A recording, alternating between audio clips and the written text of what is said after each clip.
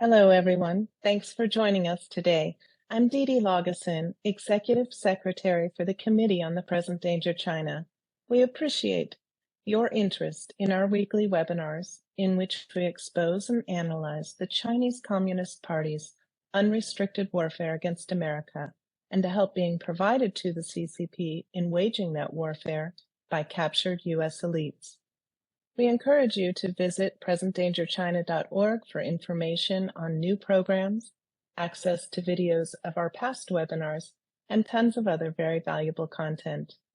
Please subscribe to our Substack at presentdangerchina.substack.com and follow us on X at CPDChina for news and information. Our moderator today is Frank Gaffney. Frank is president of the Institute for the American Future at usfuture.org, vice chair for the Committee on the Present Danger China, and host of Securing America on Real America's Voice Network. Thank you, Dee Dee.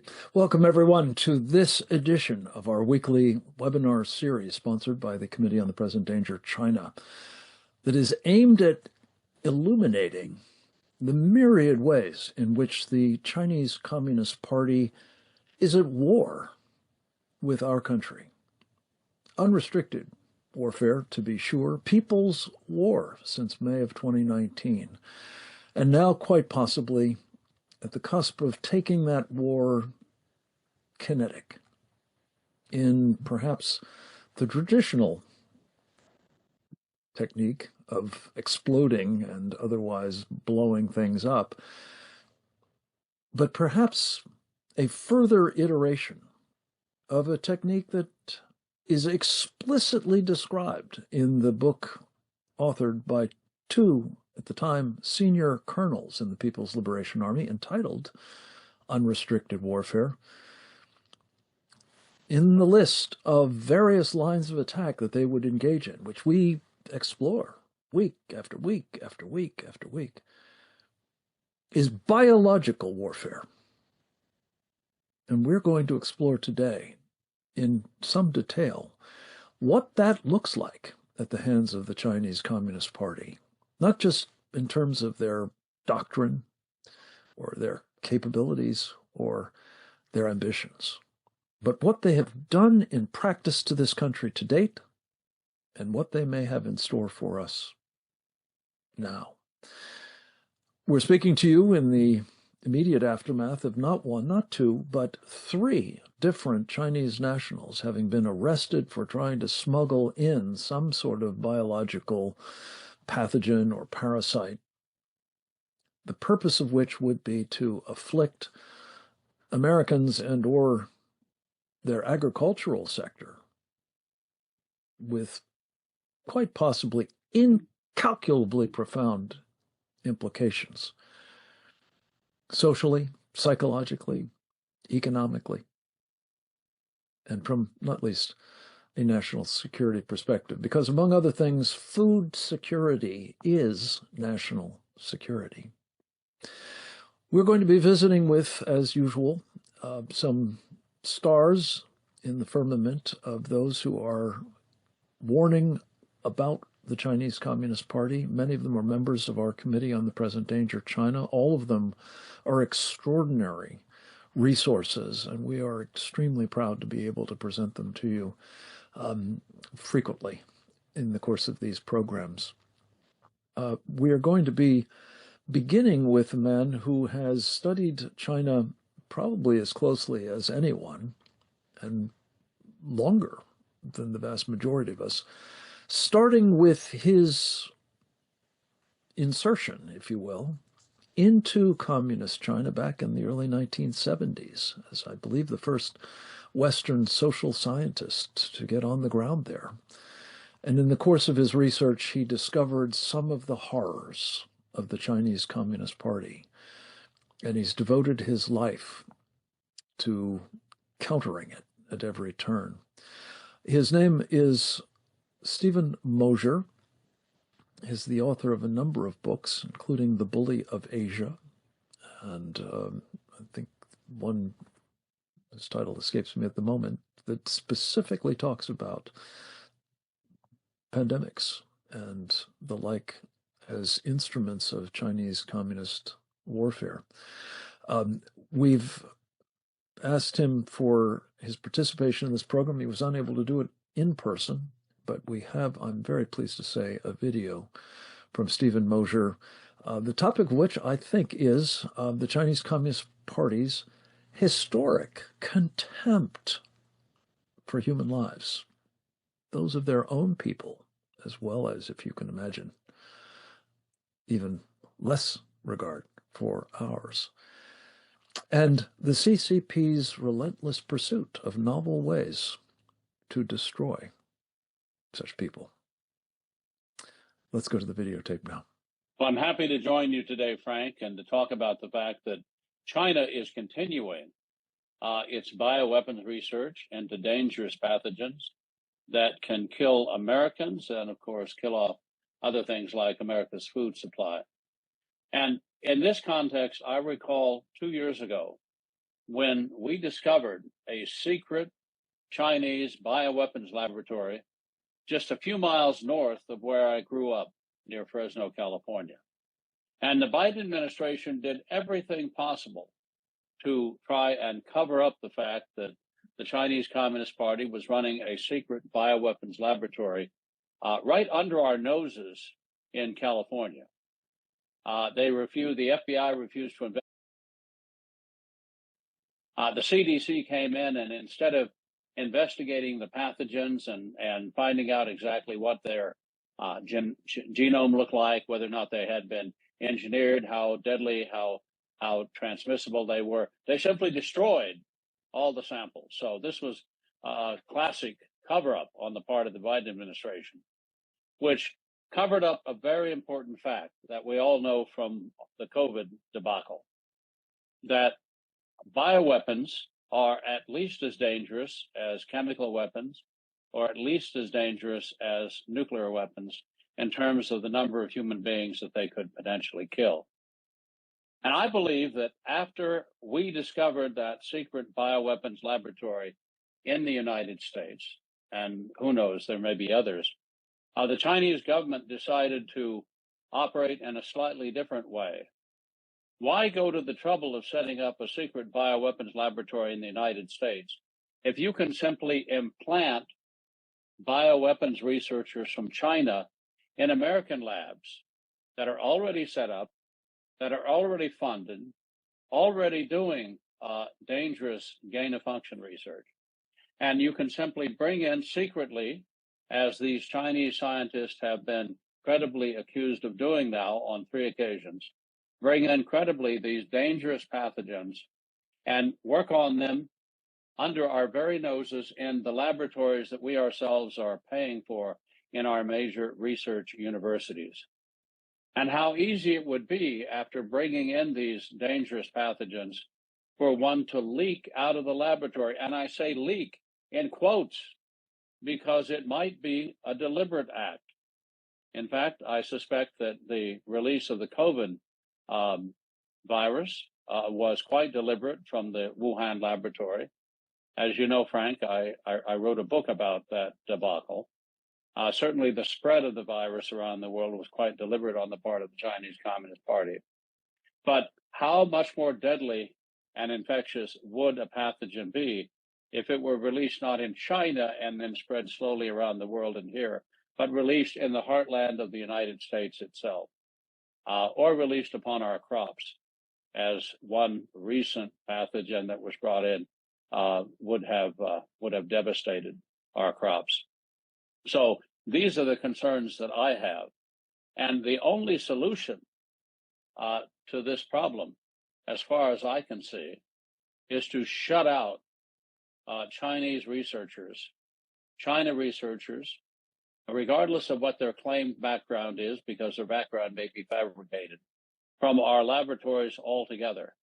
If we want to let Chinese students come here at all, and I quite frankly don't, but apparently we are under the new trade agreement with the Chinese Communist Party that is been negotiated and may be approved by Xi Jinping, China's dictator, and President Donald Trump.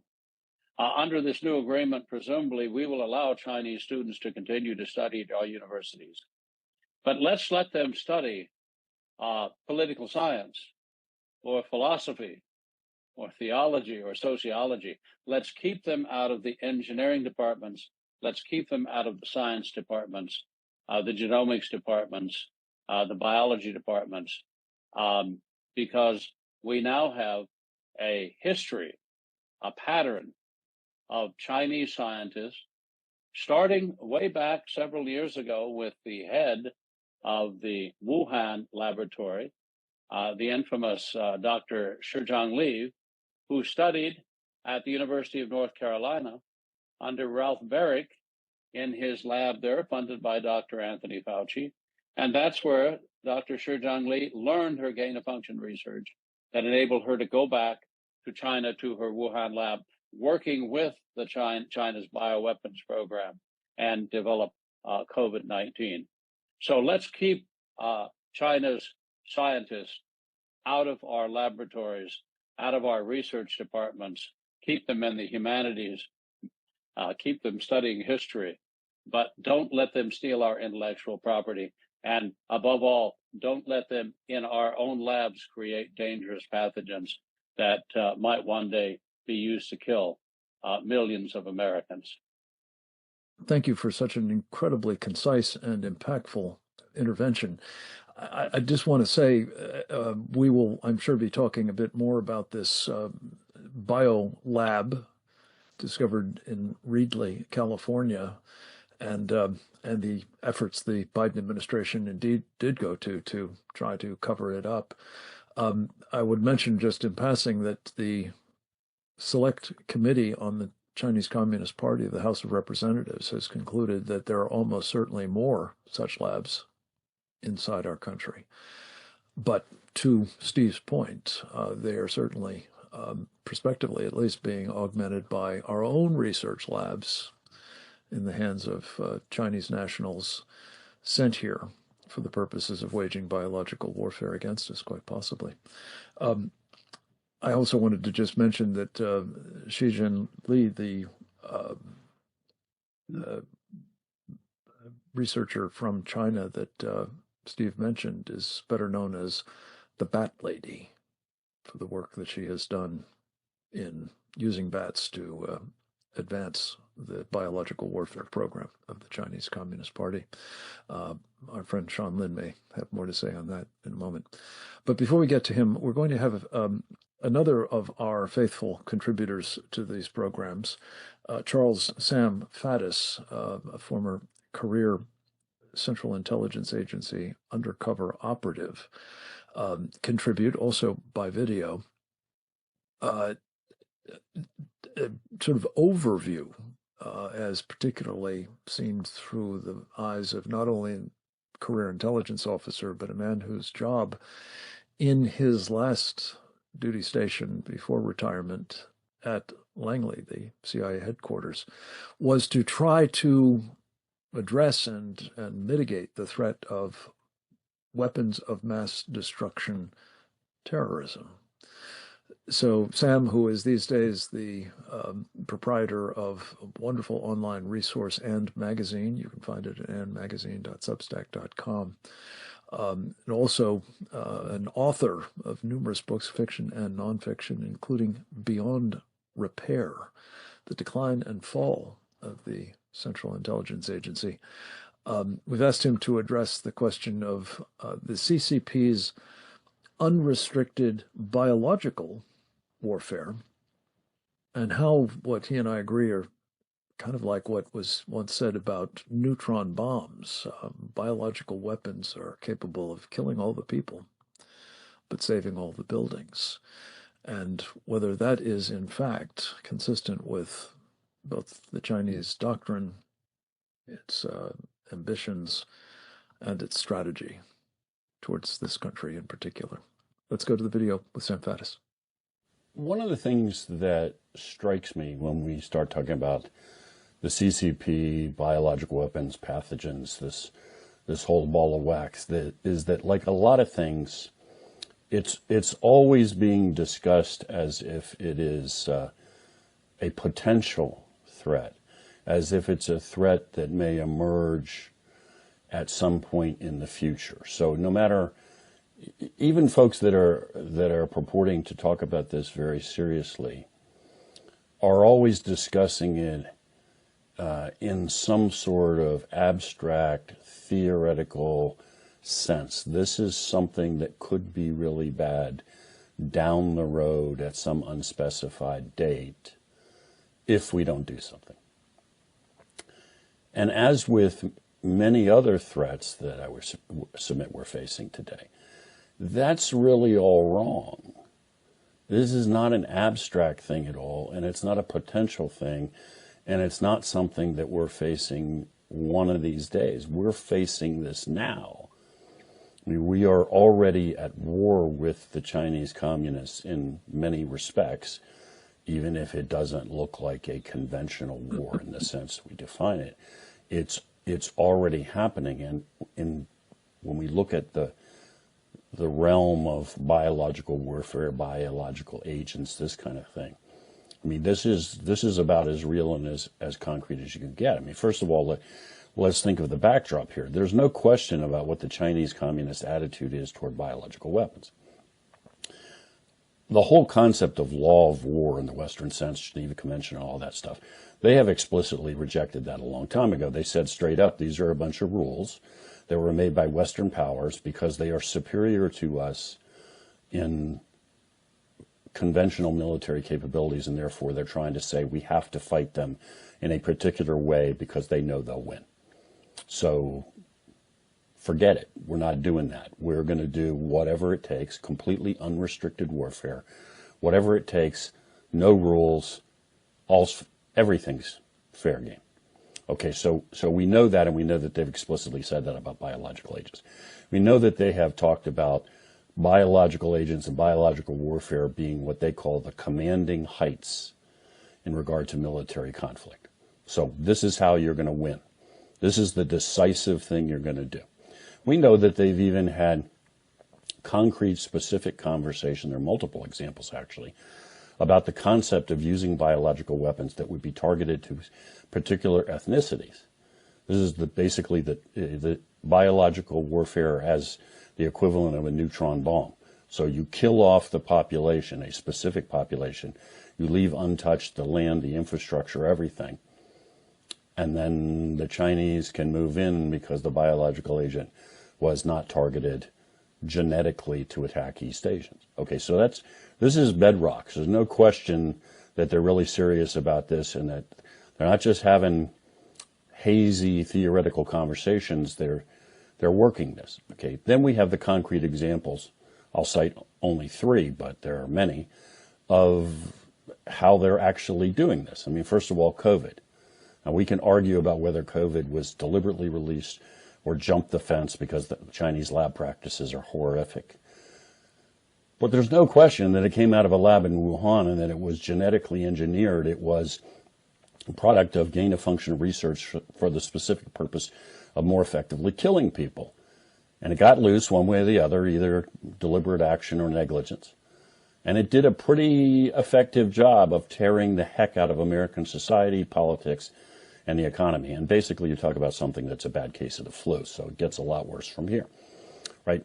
A couple of years ago now, we found this lab sitting near one of our key fighter bases in California, completely off-the-books lab run by Chinese, filled with all kinds of really dangerous organisms. One entire freezer that, although I think it was empty, was marked Ebola. So we could presume, as a matter of common sense, that they marked it as Ebola because at one point it was full of Ebola.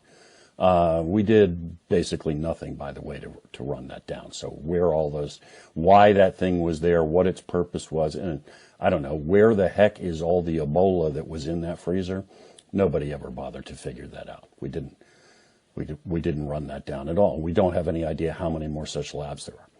Now we're confronting this business with the University of Michigan, where we've had now a total of at least 3 Chinese researchers, and by that I mean Chinese nationals, caught involved in bringing biological organisms into the United States in violation of all sorts of laws, and deliberately hiding them, smuggling them into the country to take them into a lab where they were all studying, in air quotes, and where they would work on these organisms.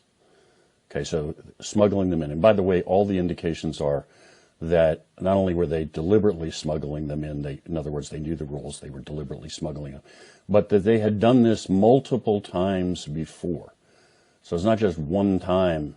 It's been ongoing for, well, we don't know how long.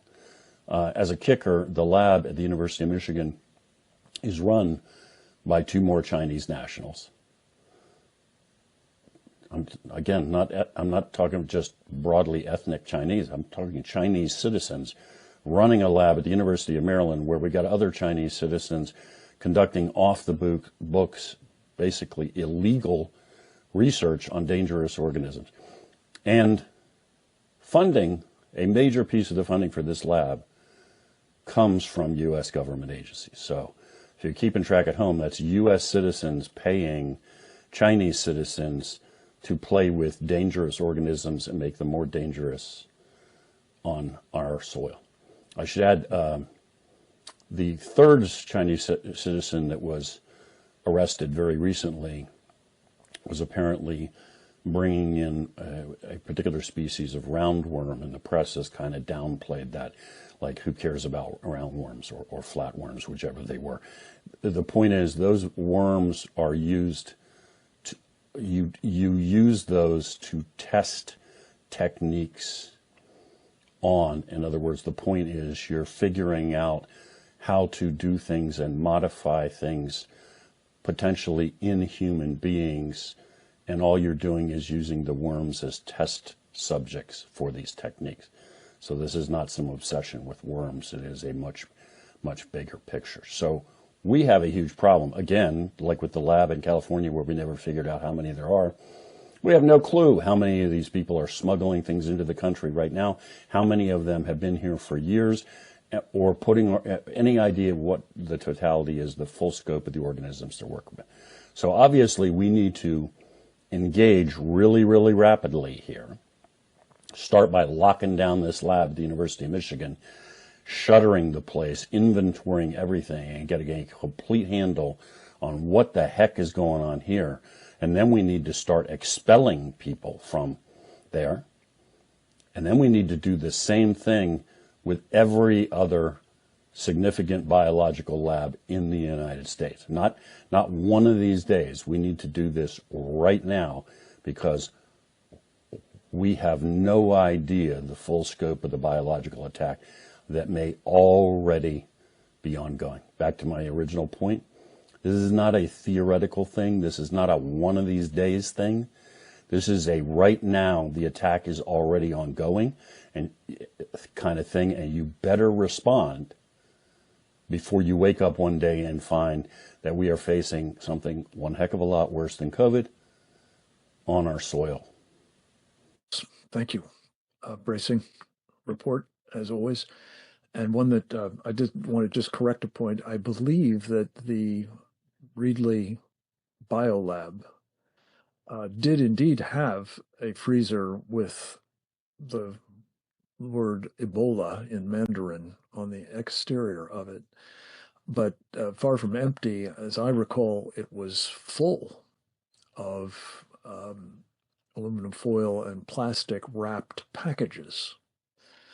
And when the Biden administration, in its fashion, finally allowed the CDC to inspect this facility, they opted, I'm told, not to examine the contents of those because they did not have any indication on the exterior of them that they were, in fact, Ebola packages.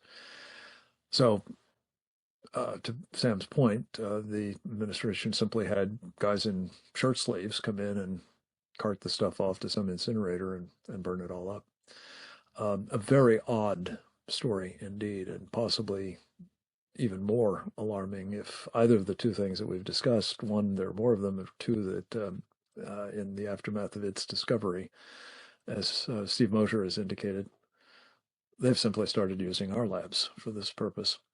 We're going to hear more about what the Chinese Communist Party's laboratories are up to and the extent to which their mission is deeply problematic, as well as the innovations and operations that it has spawned. From Sean Lin. Dr. Lin is a PhD, the co-founder of the CCP Biothreats Initiative, a senior advisor for the World Organization to investigate the persecution of Falun Gong, an assistant professor of biomedicine science at Feitan College in Middletown, and a survivor of the Tiananmen Square massacre. He was also an army specialist in all of these topics that worked for a time, I believe, at Fort Detrick, the Army's central repository for such work. We're very pleased to have Dr. Lin, a member of our Committee on the Present Danger China, here to shed light on the hard science piece of all of this and what it might mean for all of us. Sean, over to you, sir. I want to have a quick follow-up about what was Stephen just said about the California lab. Actually, I think one important fact I want to point out is that the guy who ran these secret biolab is actually a convicted felony. Actually, he was convicted in Canada, and then he changed his identity and sneaked into the United States. And then he ran these labs. He purchased so many different equipment and samples through another kind of bankrupted biotechnology company, and then he further imported some of the dangerous pathogens actually through some of the CDC channels. So I think it's a huge problem of these loophole in security protocols for the CDC to manage these dangerous pathogens. That's the first thing. And then second, I want to talk about overall for People Liberation Army, they have a special commission. It's called Science and Technology Commission. And this commission is definitely significantly enhanced under Xi Jinping's leadership. And so right now, several generals with biotechnology backgrounds actually is leading this institute. And also a general with a strong background in artificial intelligence are driving this commission as well. So under Xi Jinping's overall military civil fusion, China has tremendously pushed forward the integration of innovations from academia into PLA entities as well. And many universities actually had a strong partnership with PLA. And so it's not a surprise nowadays Chinese scholars, researchers who are doing critical biotechnology works can come to the United States, maybe with some collaboration with PLA, some projects collaborated with PLA, or even PLA inform them that you need to be prepared to carry out the task that the PLA or the CCP asks them to do if they landed in the United States. So I don't think there's a small operation right now. It's probably a big strategy right now. And so the recent case in Michigan, so for example, the two scientists who sneaking the fusariums, fungi into the United States. So these fusariums are dangerous because they will produce two toxins.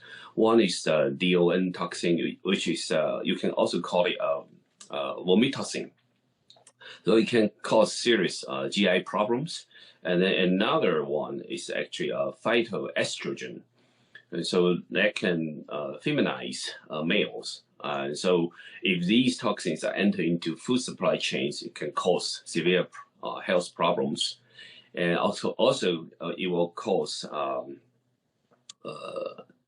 head blight problems, disease for the crops. So it will cause significant production drops for crops. So it damaged the agricultural industry as well. So definitely this is a dangerous pathogen. And these two Chinese scientists, the female one is called Jian Yingqing, and she works in the University of Michigan. His boyfriend actually was caught in the airport, and he was sent back to China. So both of them work at the Zhejiang University, and Zhejiang University has a strong collaboration with PLA under military civil fusion programs. And both of them know very clearly that the University of Michigan, the lab they work in, they didn't even have the permit to work on these fusarium dangerous fungi, and they communicate before they landed in the United States about how to sneak in these dangerous organisms. And even on the mobile phones that Jian Yingqing has, the FBI later on found out that she actually had a letter showing her pledge to the CCP. So she's definitely a Communist Party member, and even probably a small branch like a secretary's level. So there's a problem, definitely a strong connection with PLA's CCP's mission here. And then the third Chinese researcher, Han Chengxian, so she's was involved in sneaking a roundworm, and this roundworm, from the information the FBI released, I see it's probably C. elegans. So these organism is very often used in many of the genetic studies, cell biology, molecular biology, as well as for toxicity studies. So if you want to study some toxins, quite often C. elegans was used for this kind of research, and because they have some sensory organs in C. elegans, and so it could be involving in some toxin study as well. So it also is very weird that the professor Shang Xu, that Han Chengxian worked in University of Michigan, he would definitely know it's not appropriate. It's actually illegal to smuggling these organisms into the United States. And how could he let these Chinese nationals bring in this dangerous pathogen? So I think the FBI definitely need to investigate this professor. And I'll completely agree with Stephen Mosher's approach to really did a thorough investigation in the lab. What did they involved in terms of their relation with Chinese researchers? You know, the professor, she also went back to China to give different seminars regarding about his researches. So did he have any collaboration with PLA inside China? You know, this definitely need to be further investigated. And so these are the two dangerous organisms that these three researchers try to bring in. And actually the fusariums fungi, actually from the confiscated materials, we can see the petri dish, actually there's a mark on it. It was ARP9, which is an actin related gene. So manipulation of these genes may be involved in involving into the functions of the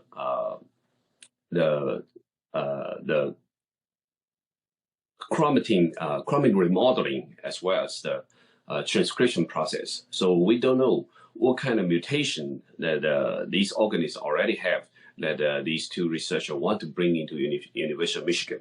So anyway, this is a modified dangerous pathogen that these researchers want to bring into the United States. So definitely it's a huge alert for national security.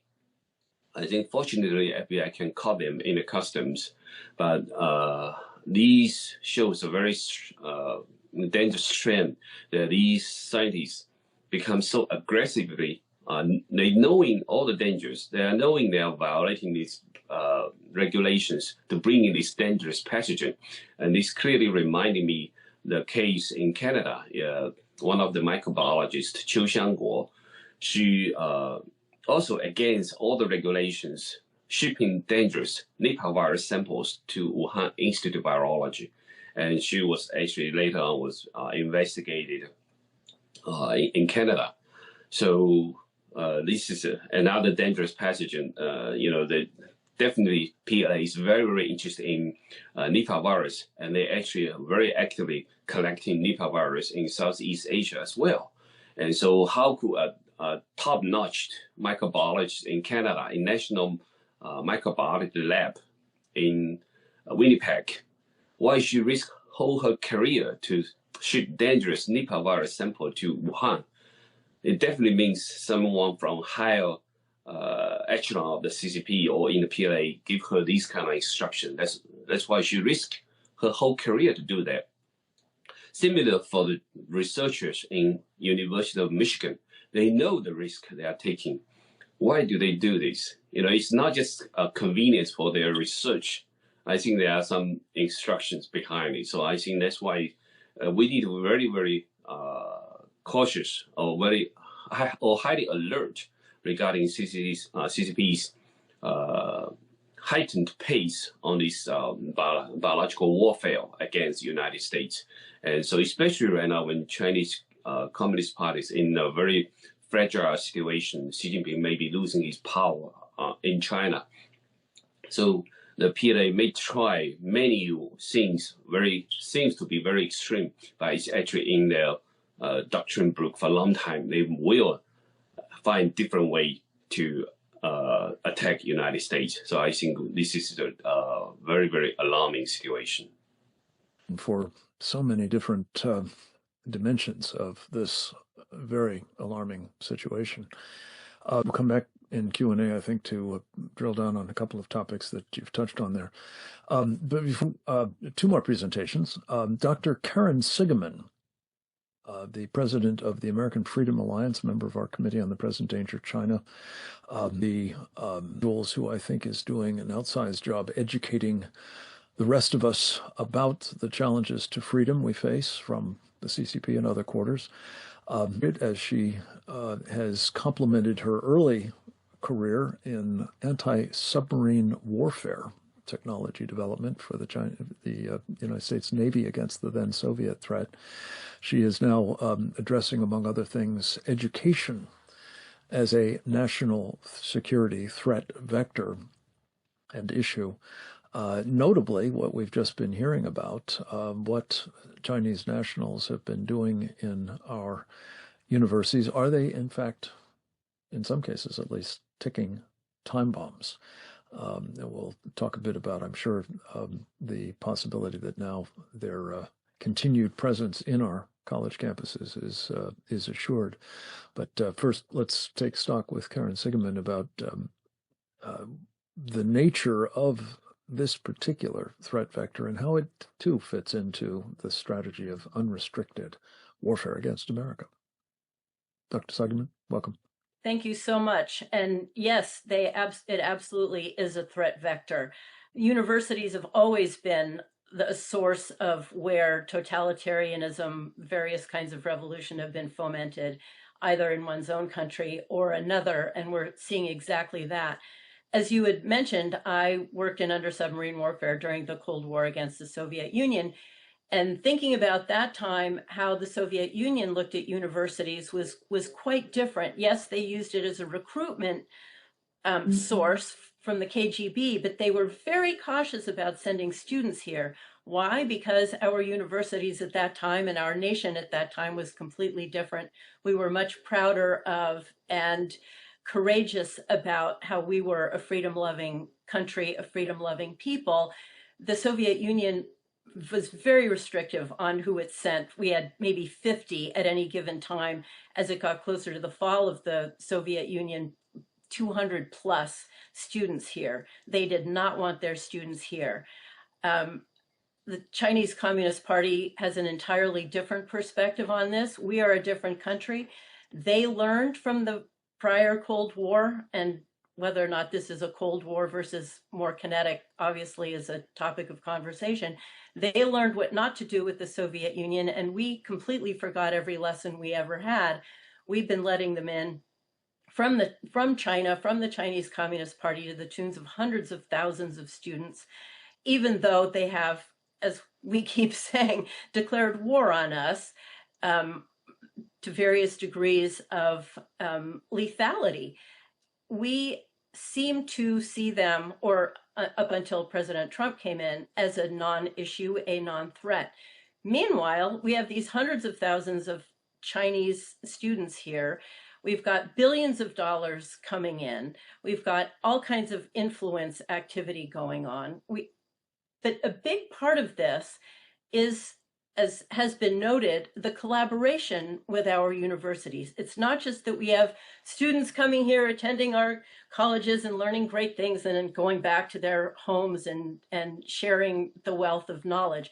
To the contrary, there is massive theft, there is massive influence, and most importantly, again, there are these kinds of collaborations, of which we just saw with the University of Michigan, and again, collaboration in quotes. So many of our universities have ties to Chinese universities that are military related. So this is not just, a lovely cultural exchange. Won't this be great? This is an absolutely 100% deliberate effort to not only undermine our universities, but to undermine us as a nation. Just a few examples. MIT, there's many students. There's Chinese students, and all of these are connected to the Chinese Communist Party. MIT, what is it they're after? AI, of course, quantum computing, many areas of defense. There's recruitment going on, and there are partnerships. Harvard, hotbed of biotech research and policy, where they can influence policy. There are research partnerships with Harvard. Yale, we've got biomedical.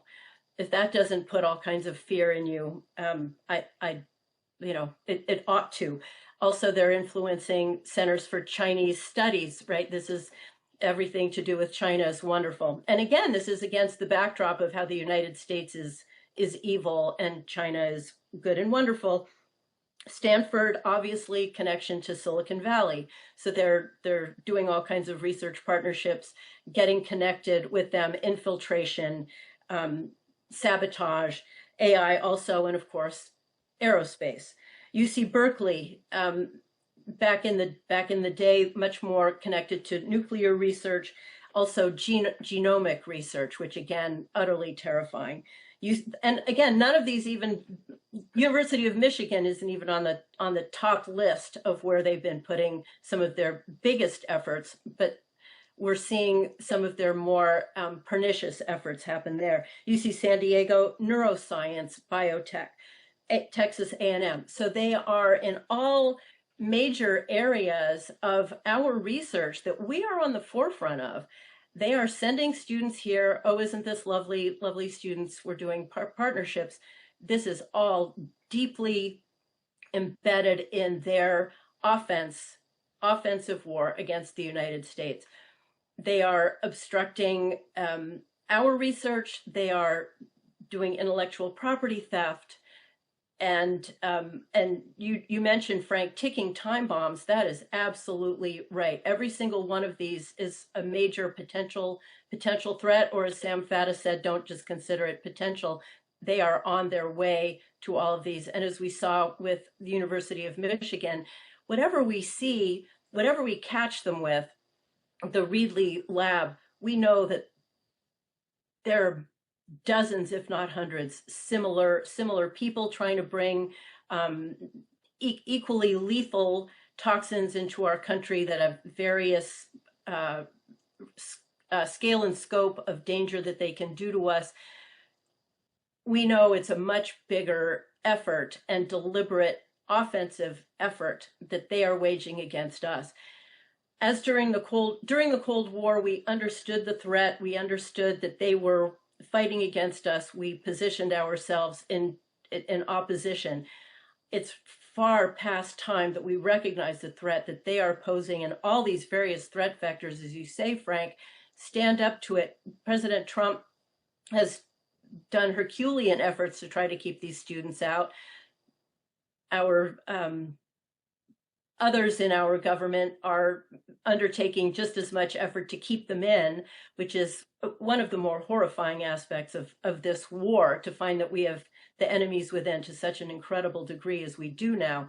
But President Trump does understand the threat that this poses, is doing what he can to deny the visas, to throw any of these students, and again, to what extent are they actually students, out. But I think we've got to make much more of a concerted effort to deny visas to anybody coming in from a nation that has declared war on us, including the students. Most WTO or not, if you've declared war on this country, we need to start treating you with much more vigor and protecting our country against the efforts that they are making much more strongly.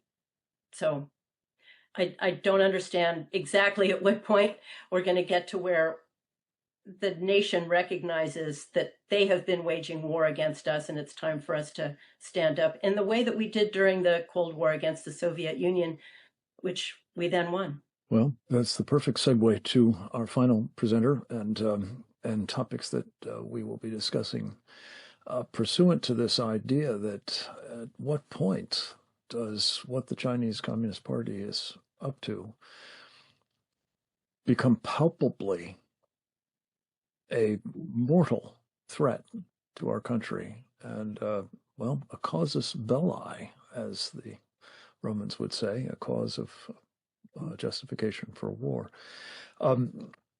To address that topic, I'm very pleased to say we have back with us the chairman of our Committee on the Present Danger of China, Brian T. Kennedy, a man who has distinguished himself in, well, I guess one might say para-academic circles at the Claremont Institute by Claremont McKenna University. He's also been active in his present role as the president of the American Strategy Group. His insights into sort of the strategic character of what we're talking about here, some of it at the tactical or molecular level even, I guess one might say, but at the big picture level is a very important additional feature of the conversation that we wanted to have with you all today.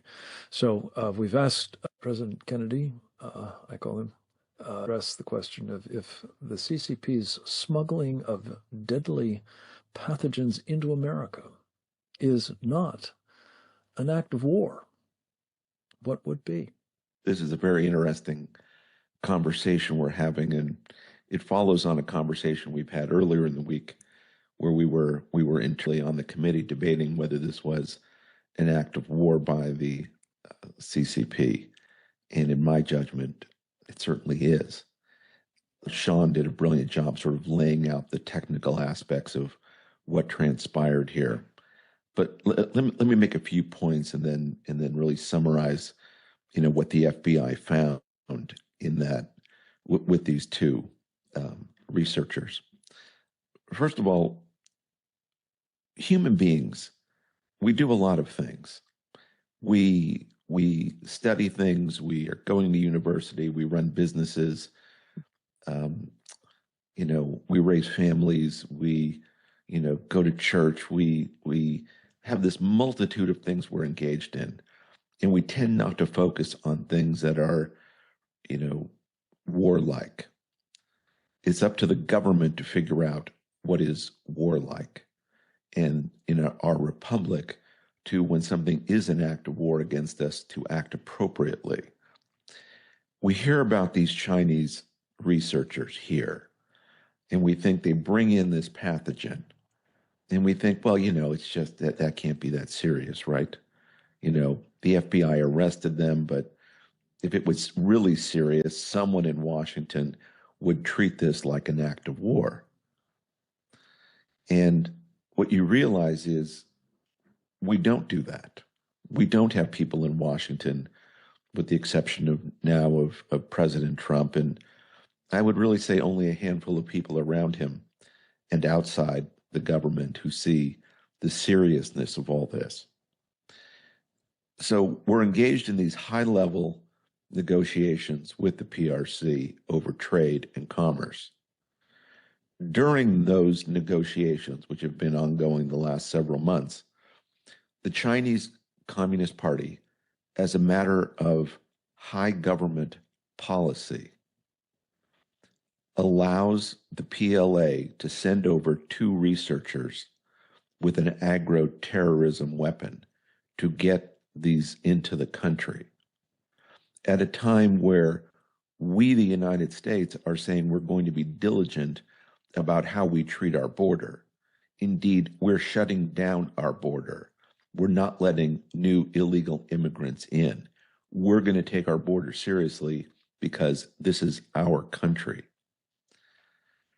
During that window of us shutting down the border and sensitive negotiations, the Chinese Communist Party, and I don't believe, a lot of people say Xi Jinping is on the outs and he's doesn't control the military or he doesn't control the intelligence community and he's sick and all these things. These are people who are masters of deception. Believe none of that. You cannot know whether any of that is true. And even if it were true, it doesn't matter because it's communist China and its military and its intelligence operations operating against the United States. During these sensitive negotiations, they send these 2 researchers, quote unquote, into the United States with these pathogens. They're doing what by doing so? They're testing the system.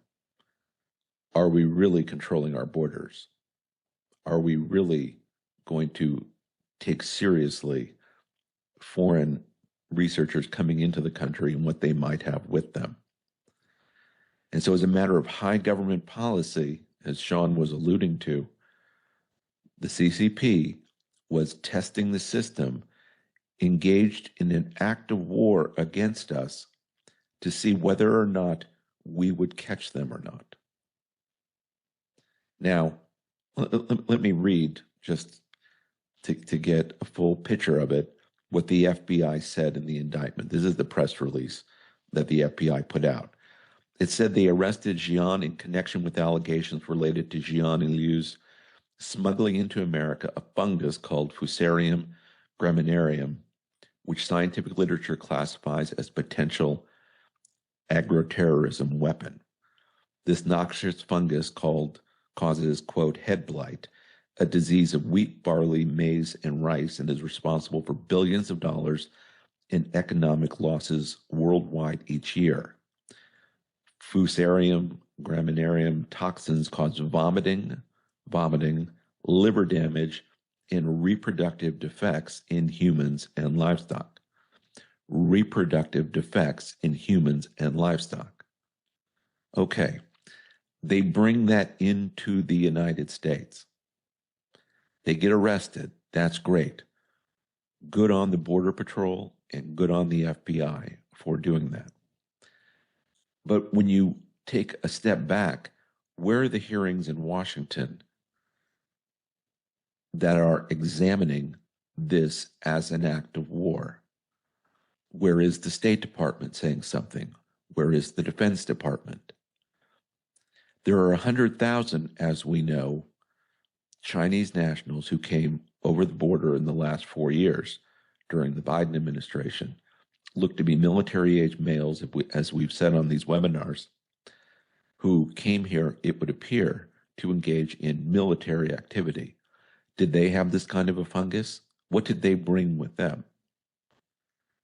If these scientists are willing to bring these to the United States as a test, what might, during the 4 years where no one was really watching, what could those people have brought with them? What are their plans? And I simply, you know, in a way to conclude some of this, we're in a period now in this country where you're going to have war in the streets. You see it in Los Angeles. You're going to see it this weekend in America's big cities. We're going to be examining who should be a citizen or who is a citizen and what to do about those people here who are not citizens. There's going to be a lot of internal strife during the next 3 years, 3.5 years left of the Trump administration as we try to get these people out of the country. Will Communist China see this as an opportunity to exploit our internal strife, which they promoted and they added to, in order to engage in a more kinetic form of war against us by using an agroterrorism weapon like this to harm the United States, to weaken the United States, and to, in effect, put us on our heels at a time where we have an America First president who means to rebuild the country and to take seriously again our national defense. I personally believe, not speaking for the committee whatsoever, that they have committed an act of war against the United States. I'm going to encourage myself, members of Congress and of the Senate, to treat this as such, to take seriously the idea that when the Chinese send this kind of a weapon, they're going from just a people's war where with COVID-19, they tried to manipulate the United States, but something that might not kill all of us, to an actual war that means to debilitate us. Because when you start destroying the crops of the United States and the livestock of the United States and the reproductive capacity of Americans, you're trying to not merely kill individual Americans, but you're trying to destroy American civilization.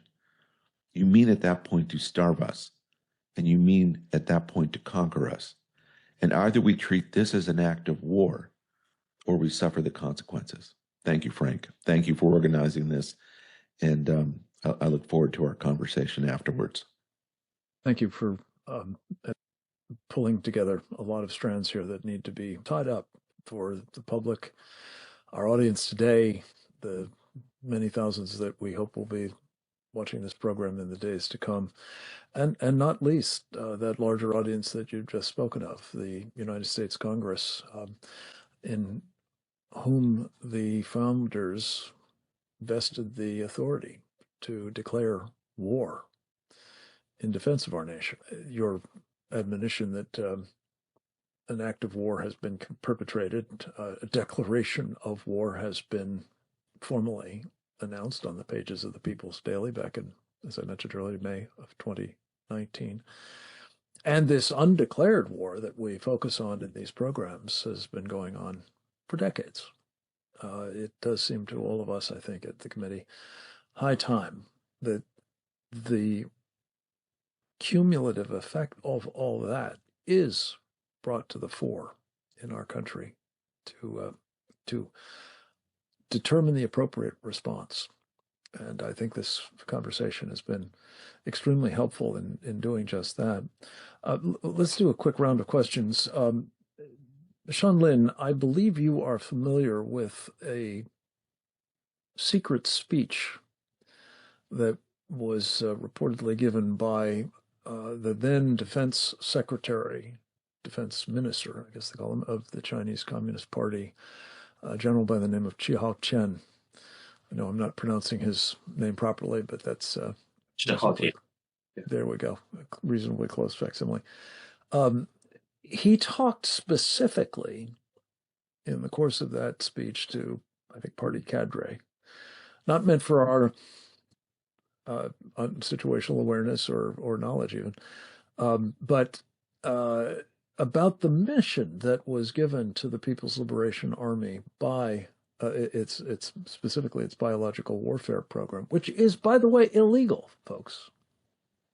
The CCP is a party, Chinese government, to a biological warfare treaty that prohibits offensive biological research and production and weapon stockpiling and so on.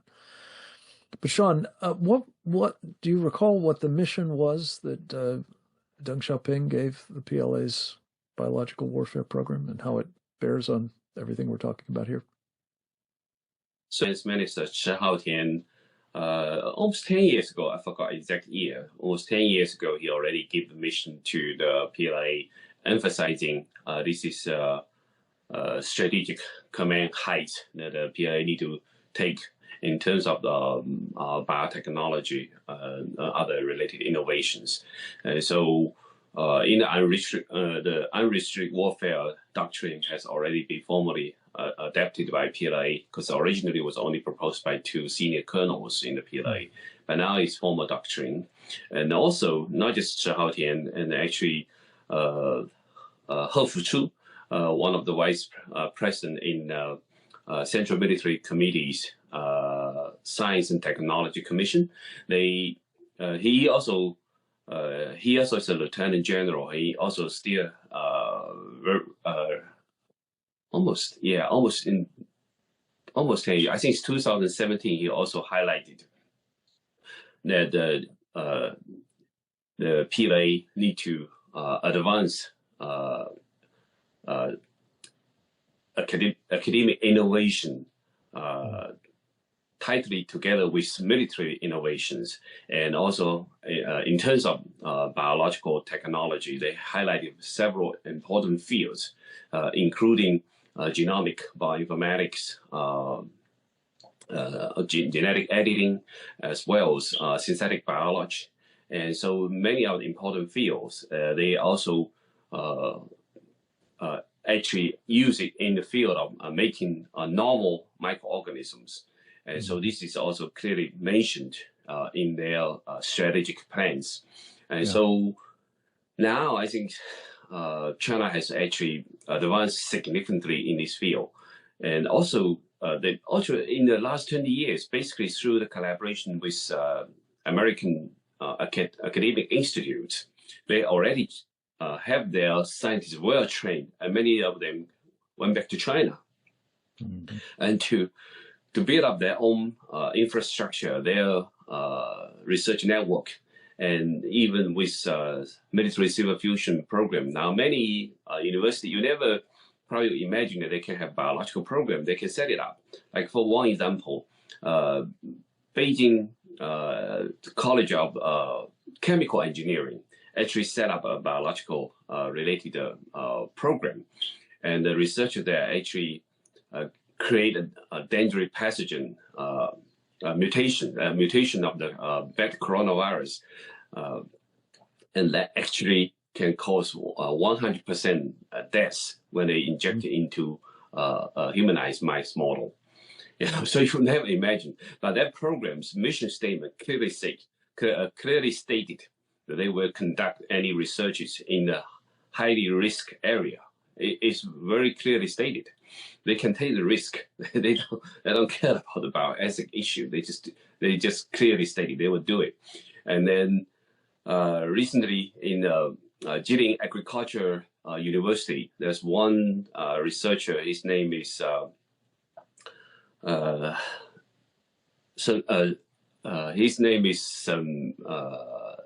sorry, for a moment his name come back. So one of the professor, he actually have a dual identity. He's also a PLA military officer, and he conducted a gain of function study and on the avian flu virus. So he put the dangerous H5N6 hemagglutinin protein and neuraminidase genes onto the backbone of H9N2, so making a new avian flu variants that can spread faster and then also cause, still also belong to high pathogenicities. So these actually are military officer working in a civilian university doing these dangerous gain of function studies. So they are very aggressive on many fronts, and the United States helped train many of the scientists in China to do molecular biology. And so I think the problem in the United States that even national defense strategy, we don't have a clear understanding on the biowarfare that the CCP is waging against the United States. If you look at the past several versions of the national defense strategy, only a few paragraphs regarding about biowarfare. And so I think the current Trump administration definitely need to significantly elevate the understanding, preparation, and countermeasures on this biowarfare. Right now, the Congress only have one National Security Commission on emerging biotechnology, led by Senator Todd Young, but that's not enough. I think the overall national defense strategy need to be highly improved. The answer to that I was actually looking for, what you've said is very, very relevant and important, but I believe that it was 20 years ago that Chen made this secret speech, roughly. And one of the things he said at the time was that the then General Secretary of the Chinese Communist Party commissioned the People's Liberation Army's biological warfare program to depopulate the United States so that it could be colonized by China. And I think if we put everything that we've talked about in the course of the program to this point into that context, it not only sharpens the point Byron Kennedy has made about the nature of this as an act of war, but also the magnitude of the peril that it poses. And I wanted to turn, Karen, to you. One of the things that I think everybody has sort of, put into a context, as Sam said, of a kind of hypothetical, but just your thoughts as a person who has spent time in the educational business at every level, I think, really. The prospect here that these students, the three that have been apprehended, but the hundreds of thousands of Chinese students in this country, selected by the by the Chinese Communist Party, perhaps the PLA as well, to come to America to study, are studying, as we've been talking about, hard sciences.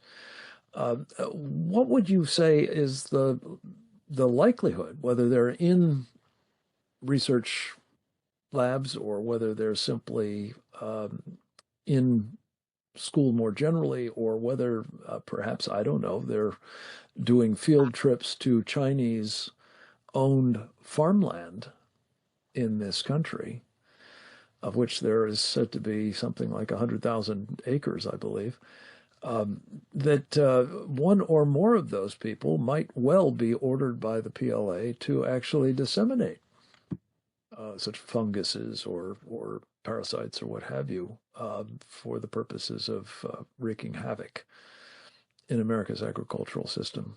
I'm asking for an informed assessment of this rather than precise knowledge, because I don't think anybody has it. But what's your working assumption, ma'am?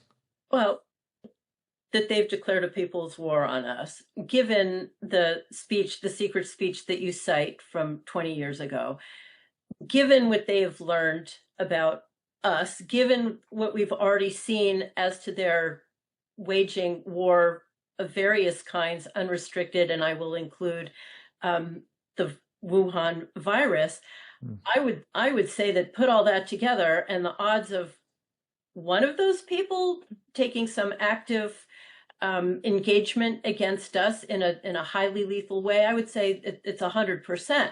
I would venture to say that most, if not all, are recruited, prepared to, under some kind of requirement, to play some kind of role against us. The touring farmland, yes.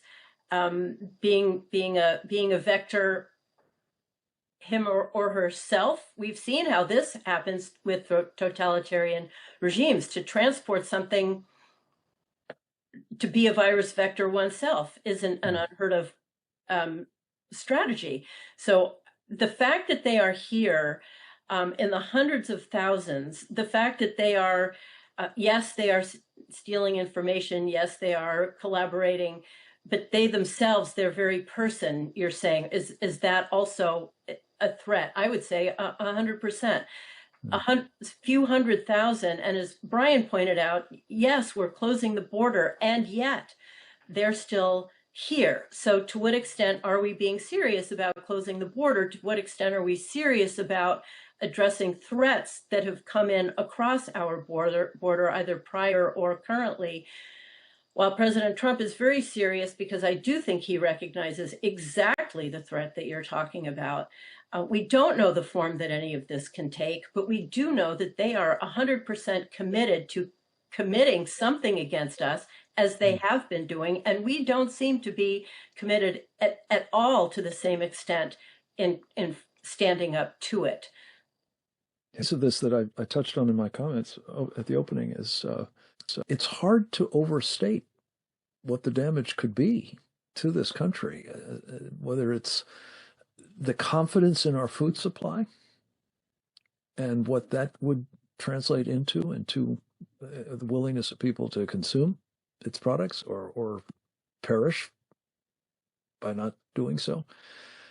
The economic costs, of course, of product line that we, rely upon to balance the trade in this country's relations with other nations, for example.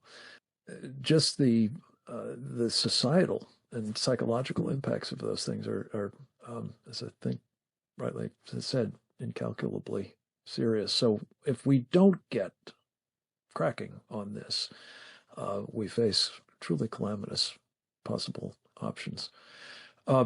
Finally, to you, I appreciate you bringing this up because we are speaking, as we record this program, on the eve of the No Kings events scheduled to take place around this country. Word about, we know about the people bringing us this initiative and the groups that are participating in it, and the extent to which this too may prove to be a very concerted attack on our country by people working with or for outfits like the United Front Work Department of the Chinese Communist Party, and how this could, in a sense, be a virus inside America, not a literal, one, but very much a subversive force. If indeed it proves out not to be, just one very bad day of thousands, if not a larger number of events of this kind, but a ongoing effort to really subvert the United States from within. Yes, Frank. No, this No Kings protest this weekend will certainly be an effort to divide the United States, to tear us apart, to see whether they can provoke any kind of confrontations with the police. And where there's, like in Southern California, where I live and where Karen lives, the National Guard or the Marines that have been sent here to protect certain federal structures, including the ICE agencies. Anna Paulina Luna this morning on Steve Bannon's War Room, our colleague, talked about this guy Siegemund, who is an agent of the CCP and pouring a great deal of money into the No Kings effort. And she wants the Congress to investigate it. They're calling to subpoena him, and if he doesn't show up, to arrest him if he enters the United States. Or I don't know if they can extradite him, but regardless, to highlight the fact that this is foreign money going into these operations here in this country with the sole purpose or an CCP tied, as you say. Yes, no, he's a clear. This is CCP money going into the United States to create this. I will. We're not only a week and a half away from, or from Tiananmen Square in 1989. Mm-hmm. There was the case of mass unrest that was put down violently. The irony or coincidence, you mentioned Shi Haoxin, and Shi Haoxin was the one who gave the speech on the bioweapons and how the CCP could use bioweapons to destroy the United States, and that was very serious. It was also, I'm not sure you remember this, Frank, but it was also Shi Haoxin who was in charge at the time in 1989 of putting down the uprising in Tiananmen Square. I did not know that. He was responsible for that. Yeah. He was head of he was part of the general staff, but specifically assigned to put that down the way he did. And he was rewarded for that.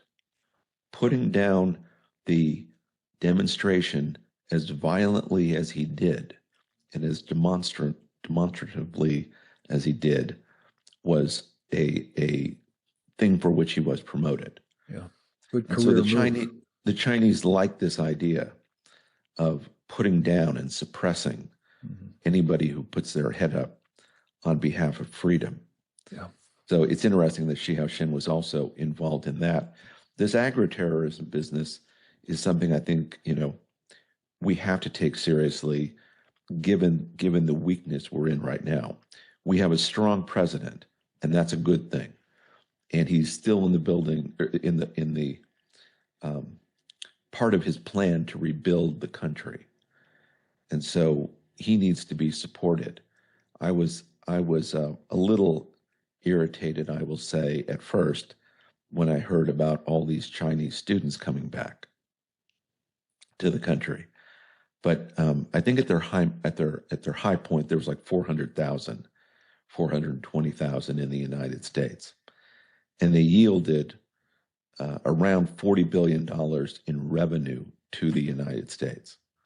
So I can see where the president might have thought, well, this is just money. They're coming here for an education. They want to pay for it. That's fine. It's also the case that almost all of these, students coming are the children of the members of the Chinese Communist Party, which is interesting. So they send their kids to the United States. Xi Jinping's own daughter, I believe, lives in somewhere in the Northeast. You read about the armed guards around her all the time. But it's interesting, I think, from the president's point of view, that we might have 200, 300, 400,000 children of the Chinese Communist Party in the United States. And I'm sure the president made a calculation, a commonsensical calculation, as it were, that the Chinese might be less inclined to attack the United States if their children are here going to school, right? Not that we have, we'll have 300,000 hostages in the United States, but the Chinese may be less inclined to go kinetic against us in a way if their children are going to school here.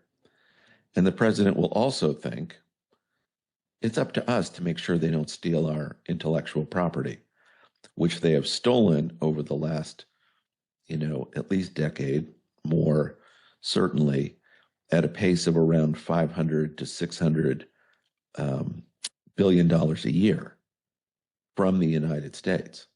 Well, I think the president would think that's on us. It's our job to make sure they don't steal our intellectual property. And so we, the United States, are going to have to do a much better job at counterintelligence than we have been. And if there are 300,000 Chinese students, the children of the Chinese Communist Party, here on American soil, well, that'll be something we have to live with in the short run.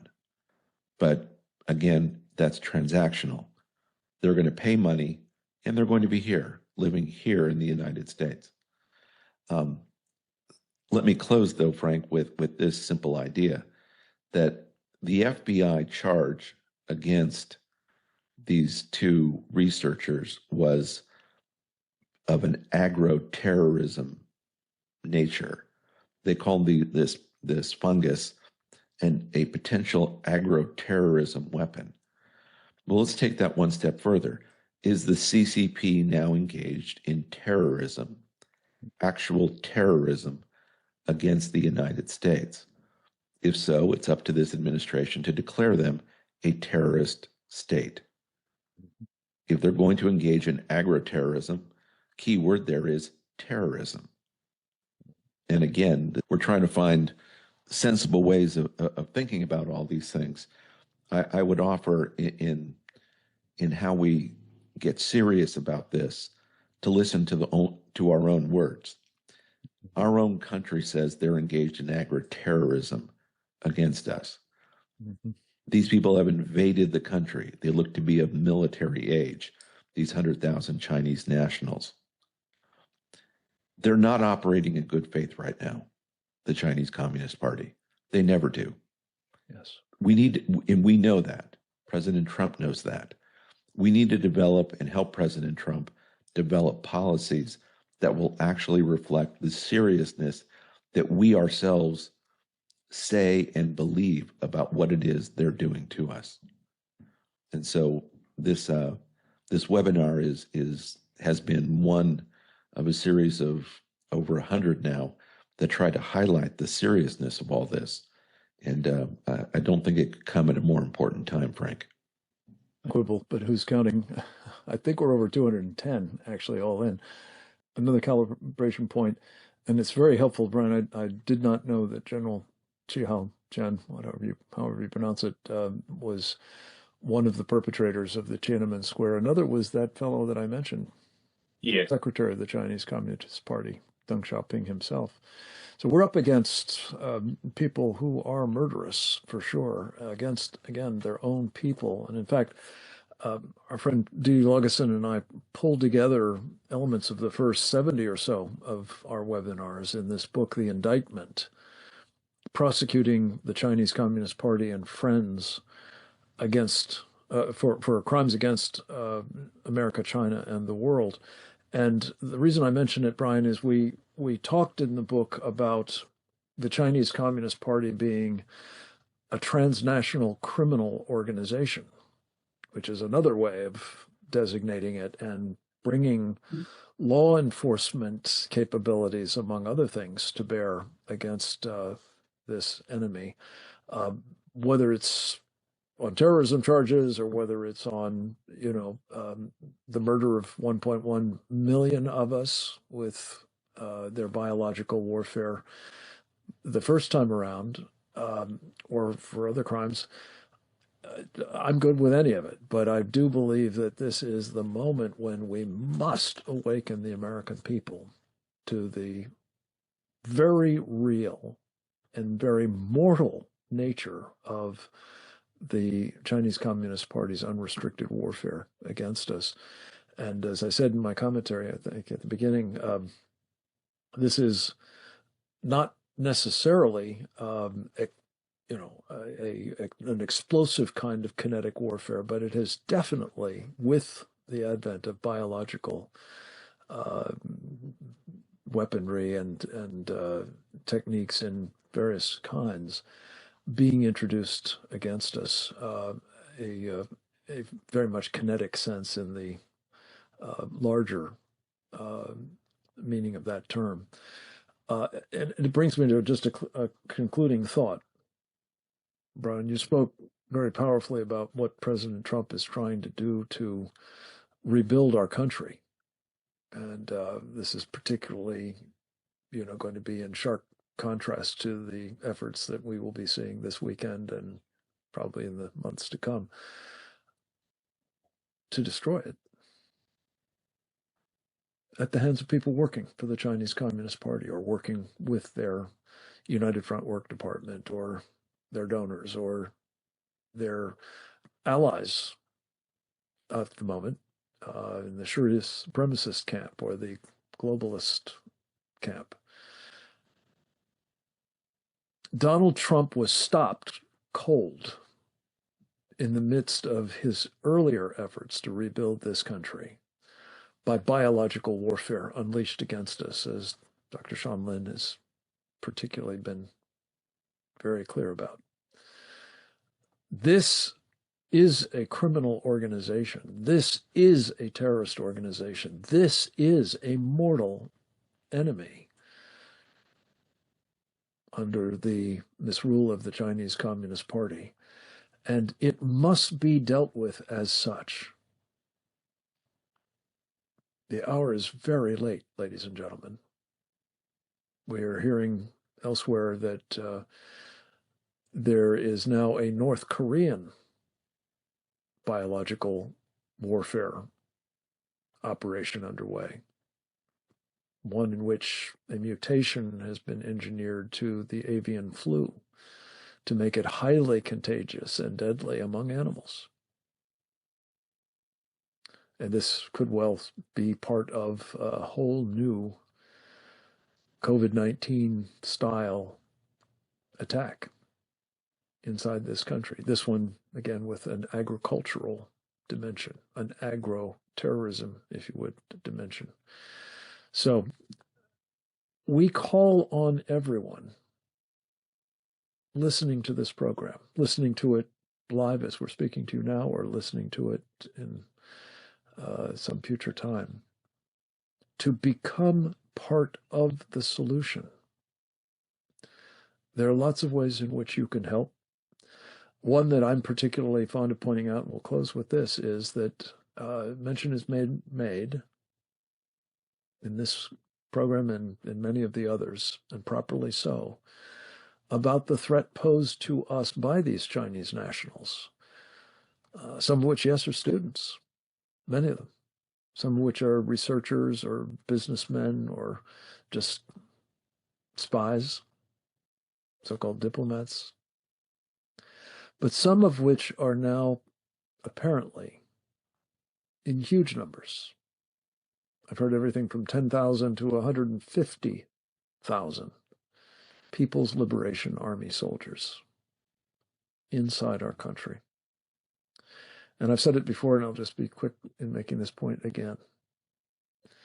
When a United Healthcare associate executive was murdered on the streets of New York a few months ago, the perpetrator of that crime was not found and apprehended and put on trial, thanks to all of the surveillance cameras in New York City or all of the law enforcement agencies and other assets that the governments of every level were bringing to bear to find this individual. It was a guy flipping burgers in an Altoona, Pennsylvania McDonald's who connected the dots between the wanted poster that he saw somewhere and the guy who was eating a burger in his restaurant. That, ladies and gentlemen, is a prime example of what we need to engage now, which is the public as part of the solution here. They must be made aware of the dangers that we're facing. That's what we're all about, but it has to come from others, including, I believe, the President of the United States. And they need to be engaged, enlisted, not as vigilantes taking matters into their own hands, but to help us identify, locate, and facilitate the authorities' removal from our country of those soldiers and such other Chinese nationals as are, in fact, posing a peril to us. So please become part of this solution. Follow the work we do at the Committee on the Present Danger China at presentdangerchina.org, and Didi will give you more information about what else you can do. The other side of my final thanks and my prayerful hope that God will bless us on this 14th of June and in the days, years to come. And God bless you. Thank you. Didi, over to you. Thank you. A video of this webinar will be posted to presentdangerchina.org within a day or so of the program's conclusion. Please share this and our other programs with your elected representatives, colleagues, and other networks. For webinar notices, updates, and news, subscribe to our Substack at presentdangerchina.substack.com and follow us on X at CPD China. Join us again for next week for another installment of our Committee on the Present Danger China webinar series on the CCP's unrestricted warfare against America and the free world, and how CCP captured elites betray the USA. Thanks for joining us today. Stay safe. If you see something, say something. Goodbye.